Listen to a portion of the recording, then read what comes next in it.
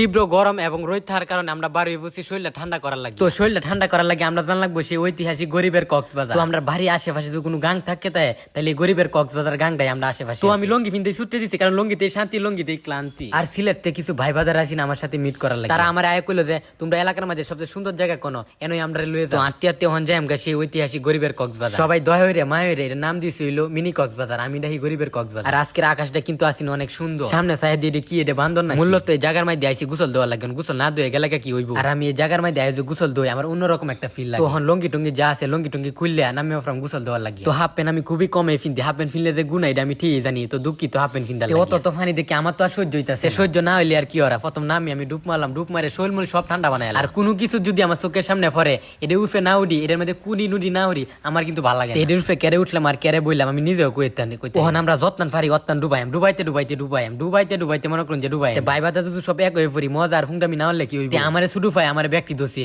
আমার ইডে মারে লাত মারে কিল মারে কি ওরে না ওরে আমি তো বুঝলাম না ভাইয়া সারিরা কি তোমরা কি আমারই বলত পাইছো নাকি? আর কি কেউ দেখ না আমার এবার ইডাইতেছ আমার লগে ফুংডামির কারণে আমার উঠে হচ্ছে রাখ। আমি কইলাম যে আর 1 সেকেন্ড আমি গাঙ্গ থাকতাম। আজকালে আমি শুরু দেখে না আমার লগে তো বডি লগে যাও দেখবা ফিটনিকা আইসো।